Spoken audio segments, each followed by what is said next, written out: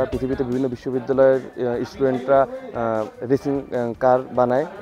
একটা রুলস বুক আছে আমাদের, সেই রুলস বুকের আদলে সেটা মেনটেন করে বানাতে হয়। এই ইঞ্জিনটি আমাদের সিমুলেশনের মাধ্যমে আমাদের টপ স্পিড 162 km/h, এবং আমরা টেস্ট ড্রাইভ করে আমাদের ক্যাম্পাসের ভিতরে টেস্ট ড্রাইভ করে আমরা অ্যাপ্রক্সিমেট 100 আমরা তুলতে পেরেছি, 100 km/h। এইটি কিলোফ্লাইট আলফা আমাদের একটি কম্বাসন ভেহিকেল। এটা ফর্মুলা এসএই জাপান 2023 কম্পিটিশনের জন্য আমরা এখন যাচ্ছি।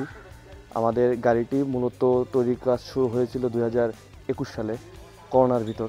তখন আমাদের গাড়িটি আমাদের ভার্সিটি 2K16 এবং 2K17 আর 2K18 3 ব্যাচের আমাদের যারা টিম মেম্বার ছিল তারা তৈরি করেছে।